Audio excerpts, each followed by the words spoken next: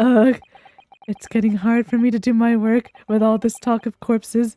I wonder about that information the courts just heard from Madame Tusspells. Yes, I think. I don't know why, but let's just say it is. The information about the rigor mortis that you just shared with us. Would you mind including it in your formal testimony? I believe it could be significant, you see. Of course, I do not mind at all.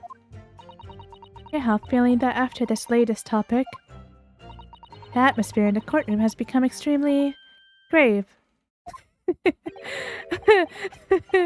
I love you, Sasato. This is no time for jokes, Miss Sasato. Yes, it is. Don't rain on her parade. Alright, so we're finally gonna learn jeez, about the professor's artwork. Welcome back, everyone. It's Light here.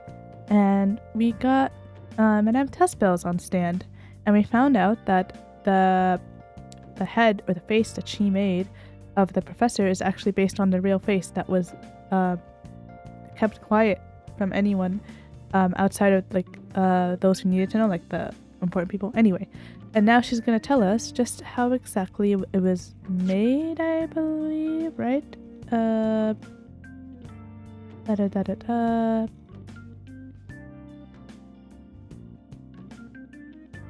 Yeah, well, she already testified, but yeah, she tells us about it. So anyways, let's continue.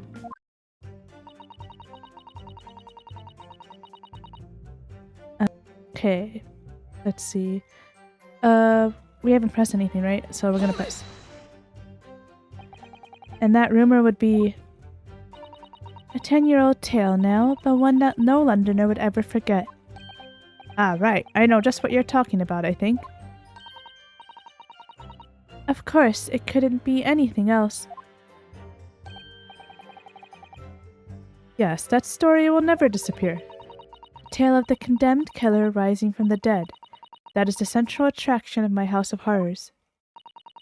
The rumor was whispered all over the city, and it was like this.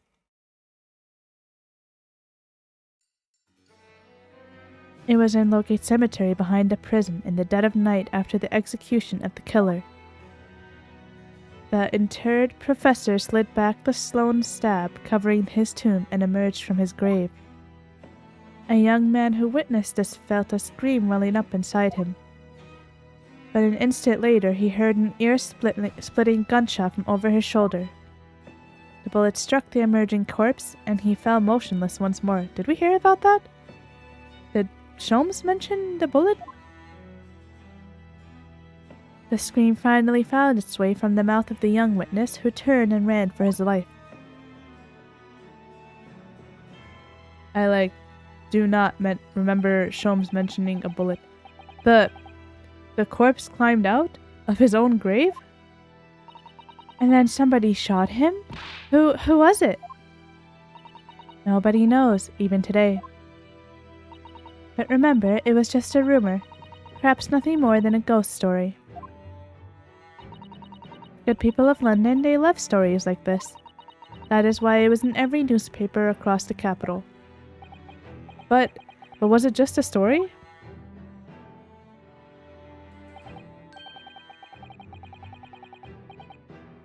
I mean, this is exactly the scene that can be seen today at your museum, isn't it?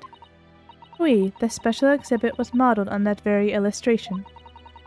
For a while afterwards, the contents of that article were reproduced in every newspaper imaginable. Madame, might I say something? Please go ahead, mademoiselle. When something is described as a rumor, it doesn't necessarily mean that it's entirely made up. I believe that often, rumors contain elements of the truth. That is true. Ah, I see that people from the East can be just as astute as the people of Europe. Can we be sure, for instance, that the professor's execution was successful?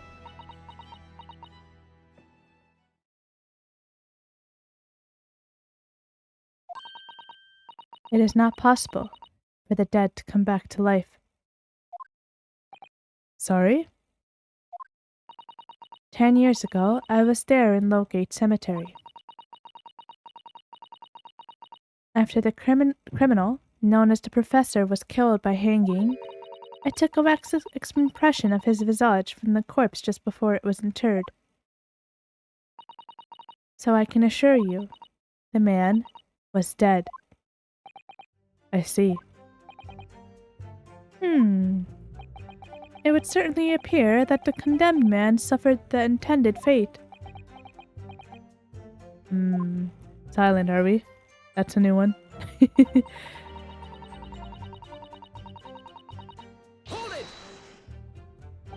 Is that true of every waxwork in your museum, then? It is, assuming the subject is dead, of course. Live subjects have to cooperate in a similar way. I have letters from imprisoned criminals all the time, you know. What sort of letters? When my time comes, please make a waxwork of me. Comme ça. No! My museum is famous, monsieur. To be made into a waxwork is an honor, and for some criminals a symbol of status, even. Because nothing says hardened criminal better than wax. Hardened criminal. Haha. And it is thanks to one killer in particular that my museum has gained such popularity in London. I refer to the star of the special exhibit, of course, the Professor, whose form you claim to have captured by taking an impression from the actual corpse. There are no exceptions to the principles of Tusspells.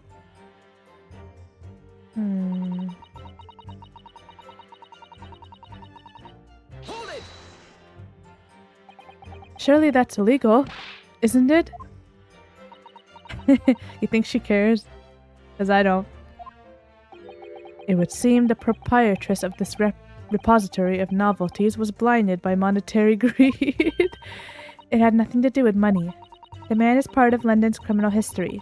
That is why I had to sculpt him, to record this history. It is the raison d'etre of the Tusspells Museum. But if the man was convicted in a closed court and sent for immediate execution, then surely nobody but the members of the judiciary present know the killer's true identity. I assure you, behind that mask is hidden the true face of the professor. Do you realize what you're saying? The professor's identity is a national secret. I understand. And now that the truth about the special exhibit has been revealed, it must perhaps close. Of course it will. As will your entire museum if you don't tread very carefully, madame.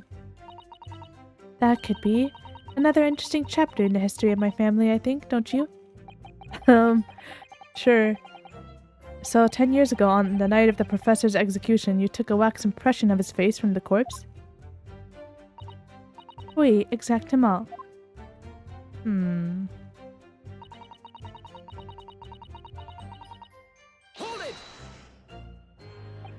You were there longer than you expected to be? I had some difficulties in capturing the subject's form correctly. As I removed the mask, the mouth of the cadaver fell open, and I had some problems with the chin. Dare I ask? The man had been dead for a short while already, you see. His muscles were relaxing, and consequently his chin would not align itself correctly. Oh dear, what a horrible thought. Under normal circumstances, I would have an assistant with me. However, that night, I was alone, and as a consequence, I missed my preferred window of time. What do you mean? Not the Shom sculpture again. When I take the impression of the visage of a cadaver, I always wait until 3 hours after death. Why 3 hours? Is that amount of time significant? It is because of rigor mortis. Wrigley mortis? No, Ryunosuke. It's the name given to a phenomenon that occurs in recently deceased bodies. As a rule, 3 hours post-death, the muscles in the body begin to stiffen. By approximately 10 hours post-death, the entire body is completely rigid and inflexible. And then from that point on, the muscles slowly start to revert to their relaxed state. Ah, the effect is often used to estimate the time of death when a body is discovered. Well, that was an education. If a slightly scary one. As the Mademoiselle says, rigor mortis commences 3 hours after death, and it starts in the jaw. I see. So that's why you wait. Before that time, the mouth falls open, and it is very difficult to do my work. Ugh, it's getting hard for me to do my work with all this talk of corpses. I wonder about that information the courts just heard from Madame Tusspells. Yes, I think. I don't know why, but let's just say it is. The information about the rigor mortis that you just shared with us. Would you mind including it in your formal testimony? I believe it could be significant, you see.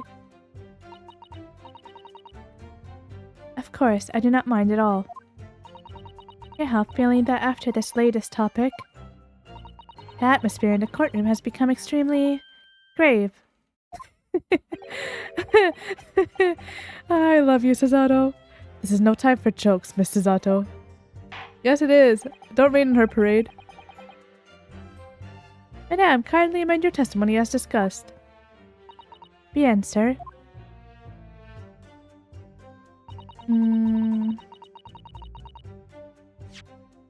Why, do we have anything that goes against that? No. This is the this is the contract. This has nothing to do with that.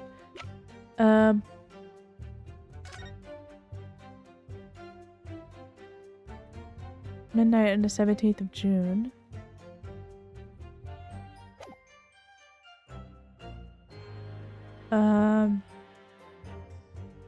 Did she say how long, when she actually went to?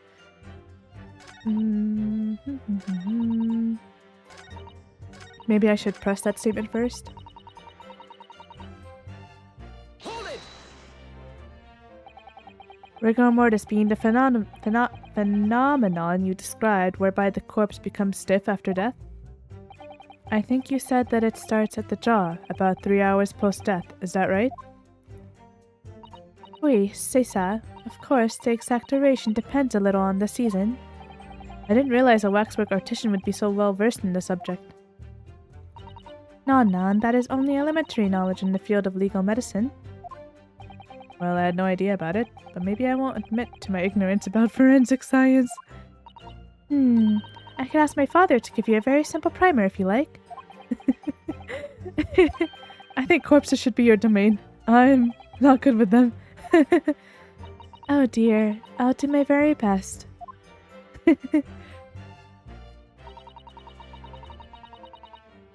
As dawn approached... You see that dawn was approaching? What was the time of day then? Approximately. Well, I could not say, but when I left the cemetery with my utensils in wax, the morning light was becoming visible. The execution took place on the 17th of June, which had the earliest sunrise of that year.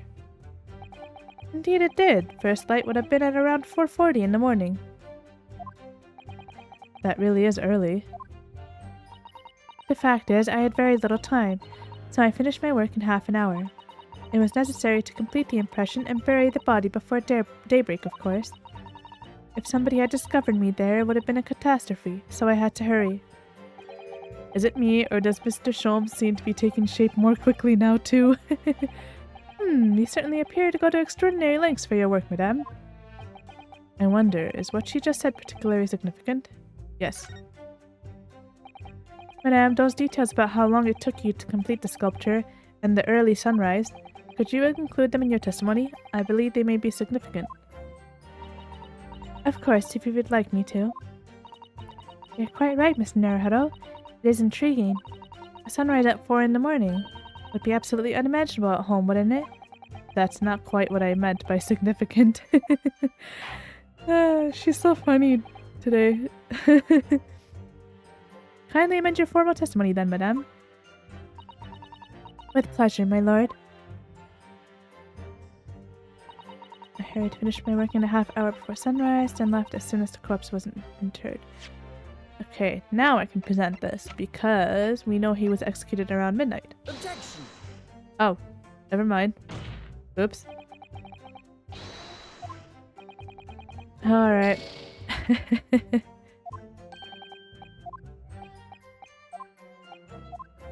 Okay. What the heck? Doesn't make sense. Then maybe I have to put that here. One of the statements has to have... Objection! There we go. Okay, so it was what I was thinking before. I guess we updated it anyways, because otherwise it wouldn't work, because we wouldn't know exactly what time she finished. Alright, anyway. Madame Tusspells, I have here an autopsy report that was filed 10 years ago now.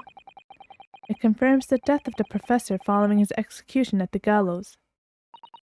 And is that a problem? I believe it is, because your testimony and a particular detail in the report completely contradict one another. Quoi? Are you going to explain yourself, my Nipponese friend? Can't you read, bro?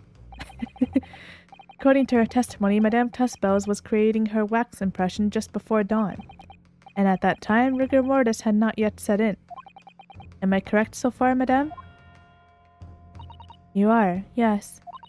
As I said, the stiffening of the jaw is the first sign of rigor mortis, 2 to 3 hours after death. But the man's chin was limp, so he cannot have been dead for a long time. But on the other hand, if you looked at Dr. Seist's report, it quite clearly states the following. Death by hanging confirmed at midnight, the 17th of June. No.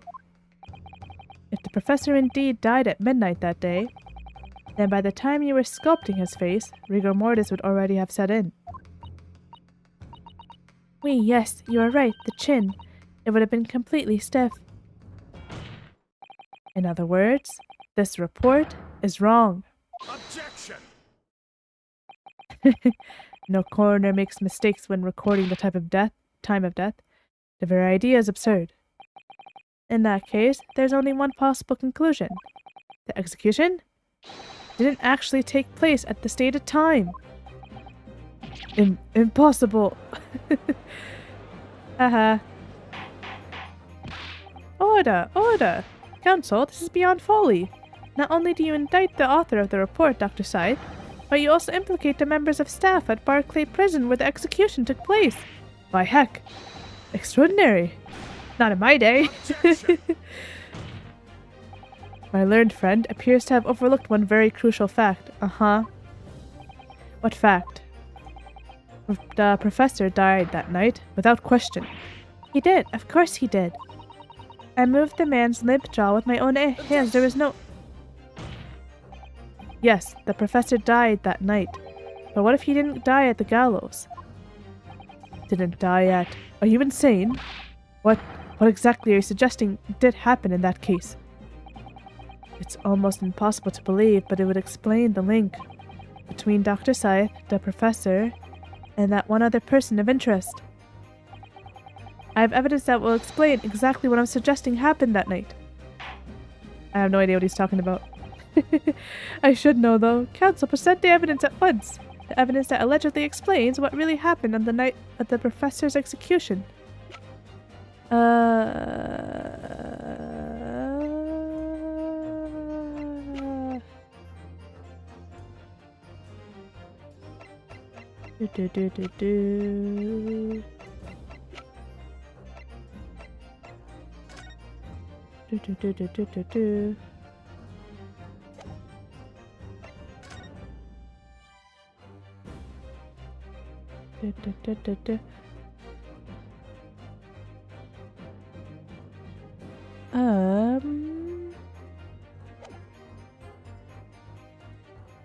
Wait. What if he actually killed him there? Oh. Alright, hold on. I mean, I had nothing else to present but this. Take that!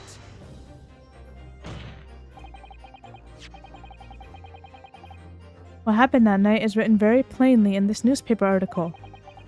Executed criminal returns in the dead of night at local cemetery. You're suggesting it was a corpse coming back from the dead now? Well, if this article is to be believed, yes. The professor, assumed dead following his execution, emerged from his grave and was killed again. Objection! Don't be a fool. That's simply a rumor, published by the gutter press. Can you be certain of that? Are you serious? The point is, as the article says, there was a witness to what happened. My word, yes indeed. Mais oui, the young man who stole into the cemetery by chance that night. Objection! Of course there was a witness. The story didn't write itself, but obviously the man made it all up. And in any case, this was 10 years ago now. There would surely be no hope of finding him. Objection! But we did already. On the contrary, my lord, we know this witness well. What? Are you suggesting, counsel, that you've identified the person in question? That you know, who claims to have seen these utterly incredible events take place? Yes, my lord. In fact, you could say that he is right here, before my very eyes. You will substantiate your latest claim now then, counsel. Who is the alleged witness of this staggering scene from the cemetery 10 years ago? Our friend Mr. Drebber. Take that! The man in question is Mr. Enoch Drebber. Drebber? The previous witness? A special exhibit in the House of Horrors at Madame Tusspells' Museum of Waxwork recreates the decade-old scene in great detail. The condemned criminal emerging from the grave, and beside the tomb, a young man with a lantern stumbling upon the terrifying sight. And that young man is a 10-year younger Mr. Enoch Drebber. Woohoo!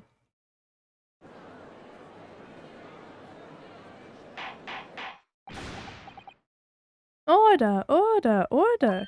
Surely not, counsel. Drebber was there, in Lowgate Cemetery. What is all this talk about Mr. Drebber? Is the name significant? Of course, Madame Tusspells doesn't know, does she? Yes, it's extremely significant, Madame. To your situation as well, in fact. What situation? The theft of the Professor Waxwork from your museum some days ago was perpetrated by the very same man. Non. But that would mean... Madame Tusspells. It would appear you know the name, Enoch Drebber. Does she? Oui, yes, I know it. But from long ago in the past. What? Oh my. Good gracious. Explain yourself. Tell us everything you know. Yes, of course. What? How does she know him? The story of the young man and the terrible sight he witnessed in the cemetery 10 years ago was published in every single newspaper in London and throughout Great Britain. However, in all of the articles, the witness was simply described as a certain young man. No details were published about his identity. His name was never revealed. That is, apart from in one newspaper. Really?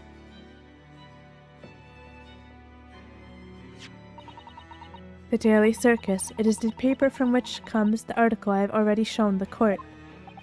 You're saying that his full name was only publicized in that article? Goodness me, yes, here it is. A university student who experienced this shocking event is Mr. Enoch Drebber, a disciple of science at the University of London and a resident of its student dorms. Unbelievable. When I read the article, I went to meet with the man. His discovery of the condemned criminal coming back to life in the cemetery in the dead of night would make a perfect exhibit for my House of Horrors, whether it was the truth or not. I see, so you went to meet Mr. Drebber in order to sculpt a waxwork with the man, did you? Exactement. He was studying science at the University of London in those days. He was just a poor student. I paid him £5 to model for the waxwork, and since that time, it has been in my museum to recreate the scene of terror from the cemetery. Huh. Dang.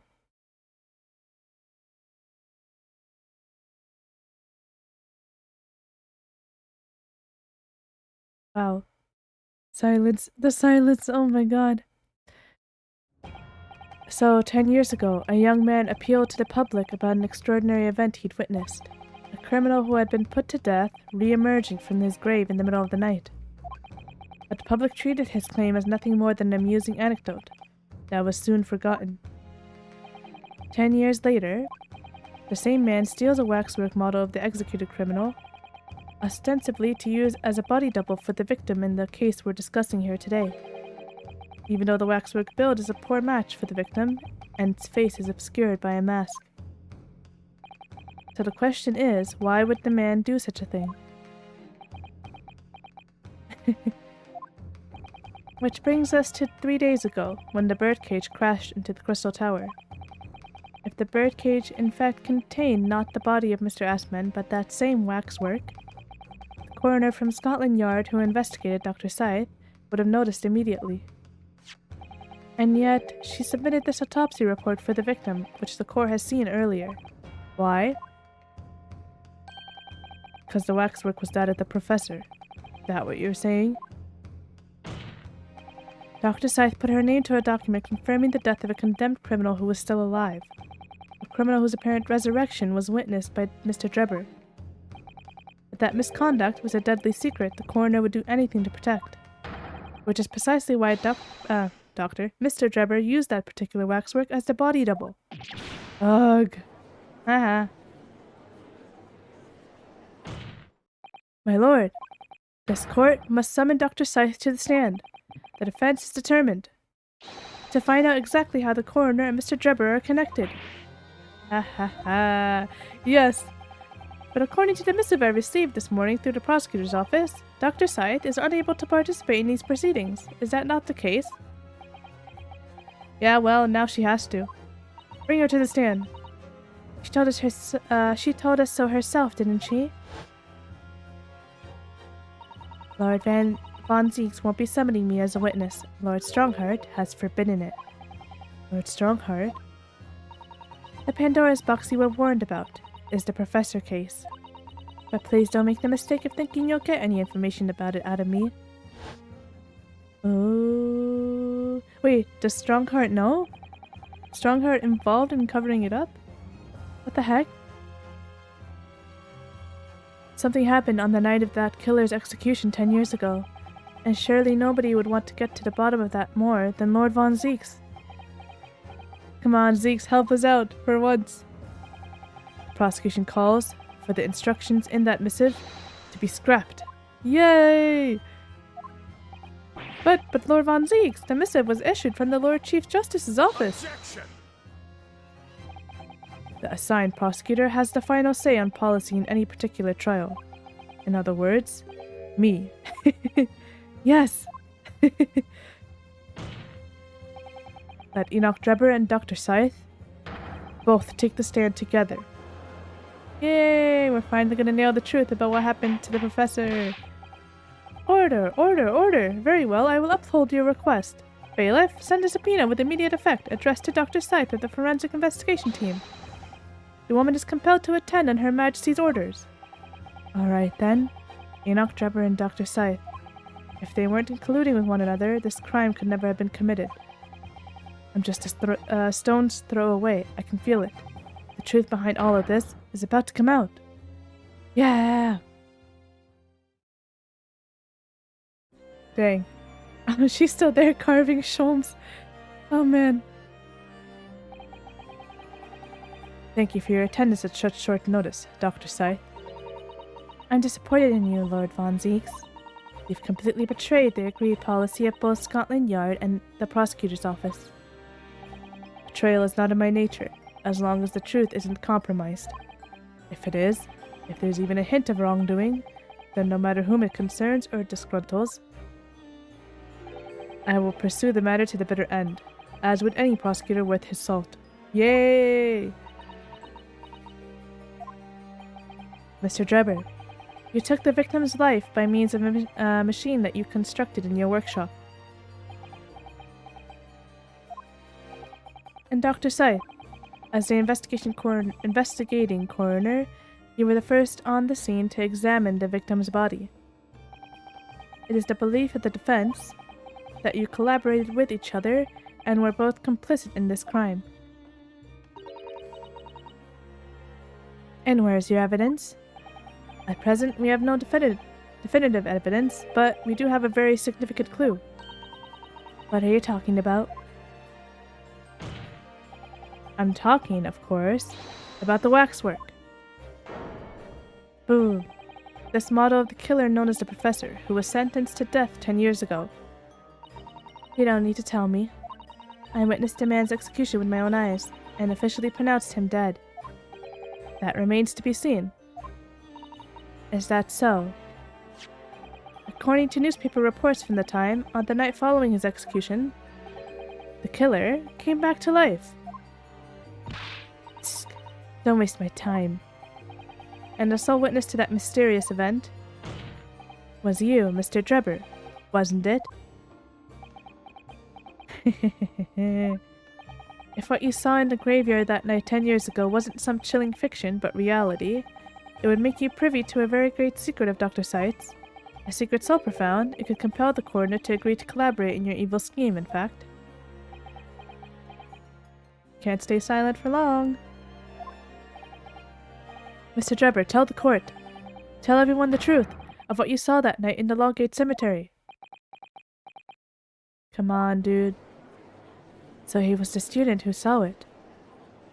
You can see the resemblance, actually, can't you? With the man in Madame Tusspells, I mean.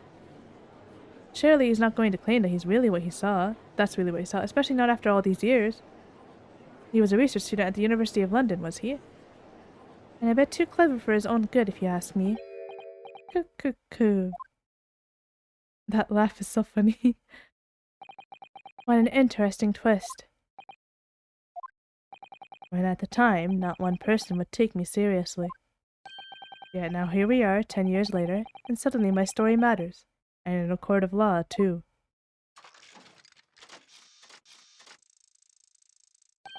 Very well then, if everyone so wishes. I love his theme! Let's be frank, I'll tell you the truth of what happened that night, for what it's worth. What is that face? Oh, did she just secretly send him a signal? So, Mr. Drebber, your testimony, please, about the events of that night 10 years ago. You will tell the court exactly what you stumbled across in Lowgate Cemetery. Yes, of course, as you wish. Oh boy. In the cemetery 10 years earlier. The reason I was in Lowgate Cemetery at all 10 years ago was for a spot of moonlighting, shall we say. Moonlighting. Yes, the illustration in that newspaper article was based on what I witnessed that night. But thinking back now, I realized that I never actually saw the professor. Soon afterwards, I was visited by a young woman who sculpted a model of me from wax. Then I came up of my dream of becoming a scientist. And it was all because of that newspaper article. Fishy. Wait a minute! You're claiming you didn't actually see the professor now? I knew it. She sent him a signal earlier. Of course, you'd have to have a screw loose if you believed a corpse would come back from the dead. But, so you're saying this article is not worth the paper it's printed on?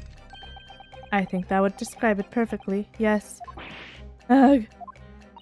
If the details in the article aren't true, it nullifies your argument for why Mr. Drebber and Dr. Scythe would have been working together. So he's discrediting himself to cripple my argument? Tell me, witness. You claim to have been in the cemetery on some auxiliary business. Can you elaborate? That's such a long animation. That's right, grave robbing to be precise. Grave robbing? As you know, Lowgate Cemetery is at the rear of Barclay Prison. Oh, is it because she said he's broke? So among students at the university, it had a reputation for being haunted by the ghosts of condemned convicts. Grave robbing, you say? Yes, exhuming fresh corpses to sell is reasonably lucrative. Of course, I never laid a finger on any valuables buried with the dead. So you were one of the so-called resurrectionists, a particularly pleasant scourge on society. Actually, my fellows and I went by another name. The repurposers. That is quite beyond the pale. You would invite the divine retribution, sir? Yes, well, I think I suffered retribution enough. The Daily Circus eventually unearthed my name and put it in print. It caused me a great many headaches. In the end, I had to leave the university. I was the only people with the bad grace to identify me unambiguously, I might add. I see. Out of interest, who drew the illustration for this article? Yes, that was the reporter who exposed me. He sketched that right in front of me as I described the scene. Obviously, as time ticked on, I bitterly regretted what I'd done. Claiming to have seen something I never truly saw. Foolish, very foolish. Well, counsel for the defense, you may proceed to the cross-examination now. At once, my lord. Oh boy. So now he's claiming he never saw it after all the trouble he went to say he did see it. Isn't that fun? Oh boy.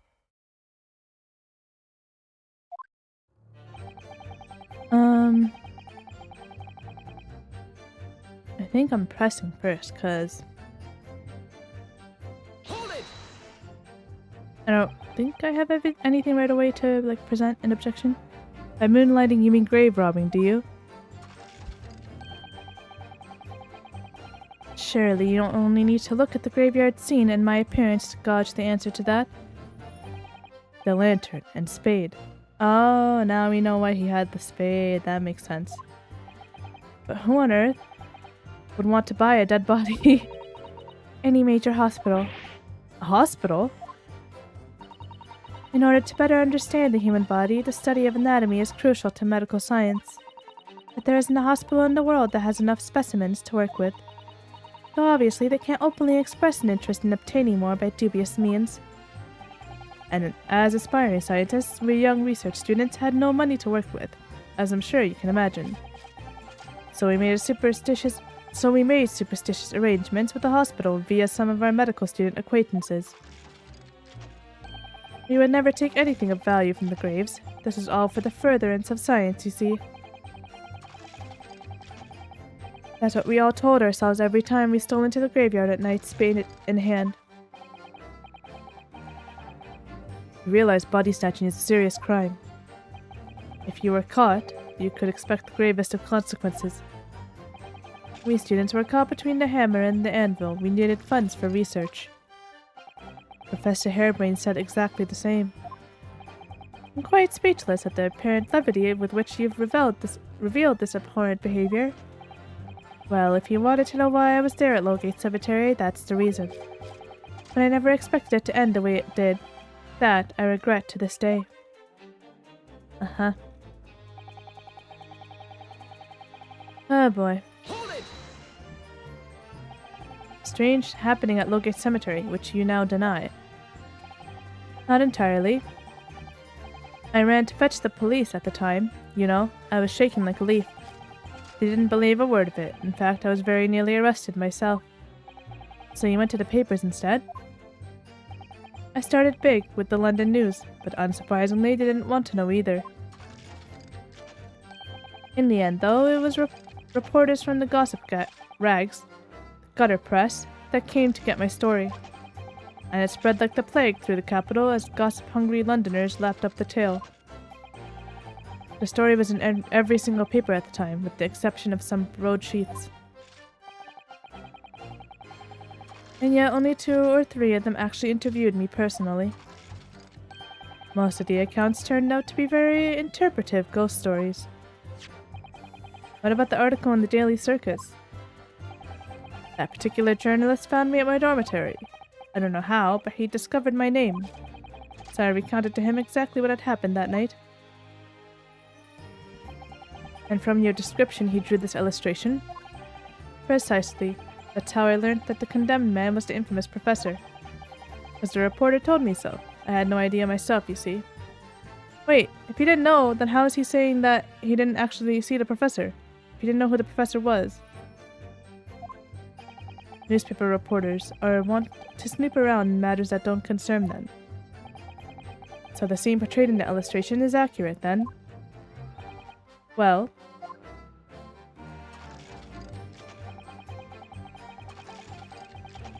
But you didn't even know who the professor was. I'm so confused. What are you talking about? I think I explained already, didn't I? Hellgate Cemetery is at the rear of the Barclay prison. So it was renowned among the students at the university for being haunted by the ghosts of condemned convicts.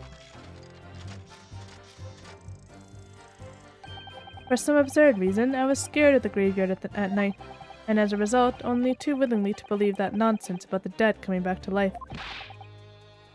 But you said you actually saw it. I said what I'd seen in my mind's eye. After all, resurrection is impossible, isn't it? You'd have to be unhinged to think otherwise. Unless, of course, you have some evidence that proves I encountered the professor that night. I don't think I do.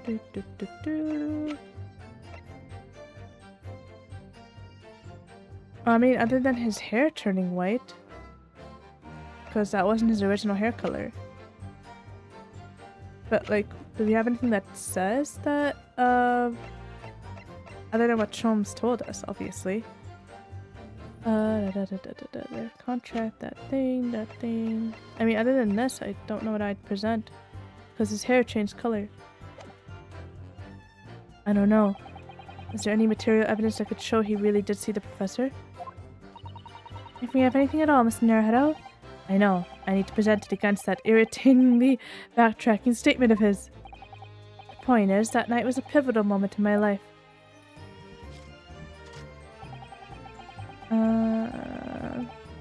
Hold on. Okay. I'll try the photograph. If that doesn't work, I'll just, like, reload and continue pressing. Objection. Yeah, okay. I mean, I don't know. Whoops, wrong button. I don't know what I would present against it.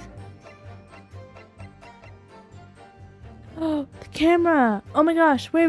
Can we try the camera? Let me try the camera. Because if he did see, he would have taken a photo. Oh my gosh, him moving in the background is actually scaring me.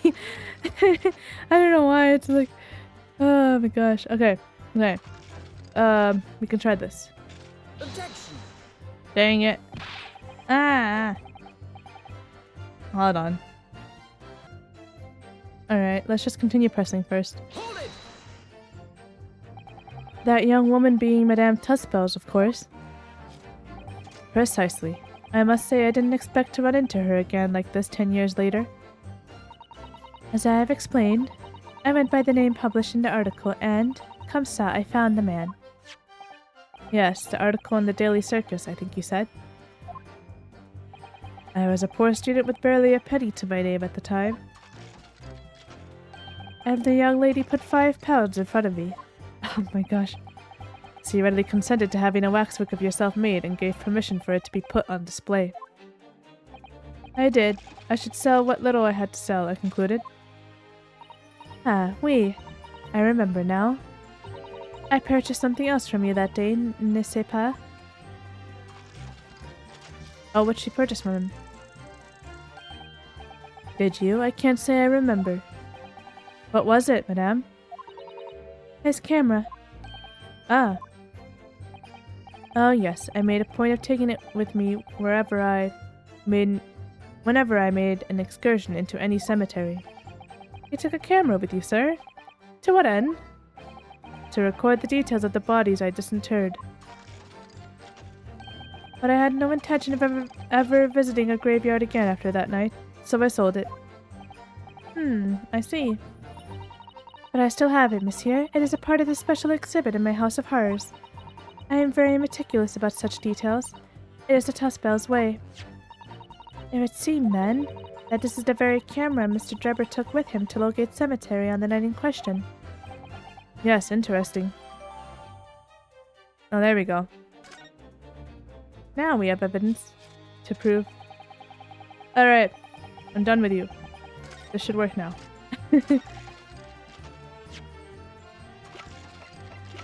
Please let this work. I'm so done. Oh, come on. Do I have to press it again? Okay.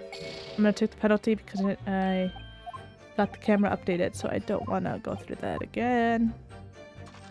It's fine. Hold on. If I press U again on this statement.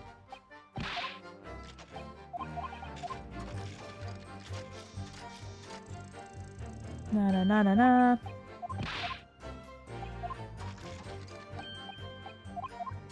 Is it gonna let me present evidence or no?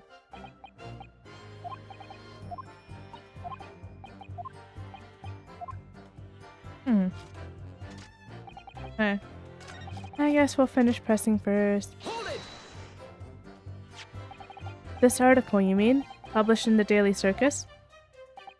Yes, somebody informed the dean that it was my name that appeared in the article. And carelessly let slip that night after night, I was digging up graves. Hardly a model student, you might say. The university's reputation was inexplicably defiled, and I was expelled as a result. Mon Dieu, I had no idea. And having been run out of university, you found employment in a somewhat specialist trade.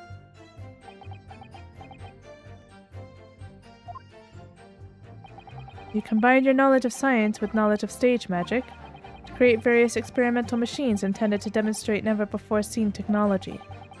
And you used those deceptive machines to trick the government and private investors into giving you money. He's smart to be silent. I mean, not smart in our case, but like smart in his case. Because if he doesn't say anything, they have no proof against him. Professor Albert Harebrain was just your latest victim, wasn't he? Whatever are you talking about? I have no recollection of doing anything of the sort. I don't like either of you. Go away. What's Drebber up to? Why would he suddenly change his tune and recant his claim? I wonder if perhaps it's because of his circumstances have changed now. What circumstances? Well, if he admits to having seen the professor emerging alive from his grave 10 years ago, it will expose a secret in Dr. Scythe's past that she would desperately want to hide. Yes, of course. If Drebber and Dr. Scythe are working together now, then if Drebber were to betray her, there would be no reason for her to continue to cooperate. In that case, there's only one way around it. I'll have to prove he really did see it. Prove he really did see the professor's corpse coming back from the dead as he originally claimed. Yes, Mr. Naruhodo, exactly. But we examined the camera already and found nothing inside of it, right? Or did I never examine the camera? I forget. So I'll just do it anyway. Oh no, it's checked. So I did examine it. The lens, maybe? Oh, whoa. Blood. What a wonderful machine. You really love contraptions like this, don't you? Oh yes, anything mechanical I find absolutely irresistible. Almost irresistible, surely. Well, whenever I see a pocket watch, for example, I can't help myself. I simply have to take it apart. That's worrying. Yes, Father tells the time by rumblings of his stomach now. He's given up having a watch. Poor Professor Mikatova. Oh, that's actually sweet. Look, Mr. Naruhodo. What is it? On the bellows just here, there seems to be some very dark stains. Yes, you're right. It looks like blood, actually. Uh-oh. Oh my. I'm sure it's not what you're thinking. Oh my gosh. Alright. Now will this work when we present it there? Please?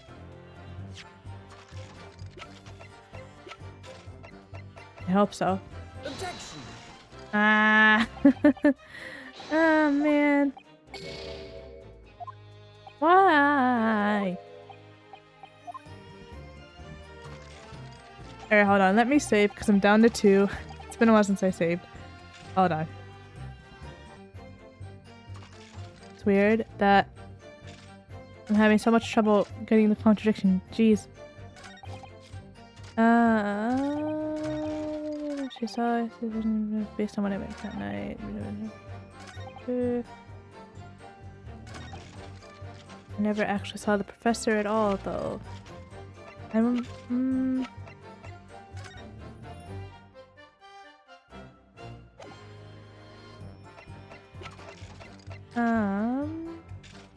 Hold on again. Let me think. Well, I mean, oh my gosh. The only other thing relating to that is this. But he's claiming that he didn't see it. That this is a lie. Whatever. Let me just try. Here. Objection. Oh wow. It worked. Are you kidding me? Sorry, Mr. Trevor, but I don't believe that. Don't believe what? Your latest claim. You did see the professor on that night 10 years ago. Oh dear, we seem to be at odds. But I was there, and you were not. I know what I didn't see. Illustration with this article was drawn based upon what you told the journalist that you witnessed. Figure emerging from a tomb, wearing an iron mask. Oh. Yes, when the killer was tried 10 years ago, it was decided in the closed court's ruling that the man would wear the mask to hide his identity. It wasn't to be removed even during his execution and subsequent burial. Not even the prison wardens were to see the man's face. But obviously, the provision of this mask was not public knowledge. So, Mr. Drebber, as you've just heard, ugh. A lowly student of the University of London certainly wouldn't have known about the condemned man's mask. So unless you'd actually seen the professor that night, it's inconceivable that the artist would have included the mask in that illustration. Ugh. Order, order. Well, Mr. Drebber. What's he gonna say now, I wonder? It's a vile scene, isn't it? If you look closely. What? And as I've already been at pains to point out, I was utterly petrified. Which is why I had it in my head that I'd seen such a blood-curdling sight. But afterwards, I came to my senses and realized that I'd been mistaken. You're still saying you didn't see it? If you're stubbornly sticking to that story, witness, then amend your testimony to explain exactly how you think your eyes deceived you. Of course, of course. Only too happy to oblige. I can't believe he's still not going to concede the point. It's so annoying.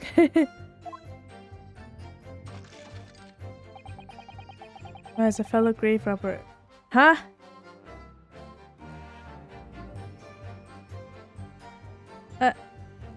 I have no words. I legit have no words for you, bud. Oh boy. Hold it! A fellow grave robber? What are you talking about? Well, I wasn't the only one busy in the cemetery that night, you know. Other body snatchers were at work. Of course, when I saw one emerging from the hole he'd dug, my heart very nearly stopped. Well, that's the terrifying sight I actually saw, you see. You're claiming it was just another student on equally insalubrious business as yourself. Many of the medical students would wear metal masks to protect them from bacteria during dissections. Clearly, the fellow was using such a mask to protect his anonymity, wouldn't you say? Objection. But there's more to the story, isn't there? The article goes on to say, in the next second, a gunshot rang out suddenly from behind. The bullet pierced a resurrected man's chest, whose breath then stilled once more. You might assume that the sexton discovered the miscreants at work, perhaps, and fired upon one of them. If a gravedigger had shot someone in the cemetery, I think it might have been a rather big news, my lord. Ah, yes, well, I can only assume it was an embellishment, bolted on later by the reporter. Oh, Excuse me. this is why I love that she's here. I hate both of them, but I love her. Madame Tusspells, don't take it out on Mr. Sholmes. Poor Sholmes. Oh la la, pardon. I was lost in my thoughts. Would it be fair to say that Mr. Drebber's last remark was significant to you in some way? I thought it was a little strange, that is all. Monsieur Drebber could claim this now.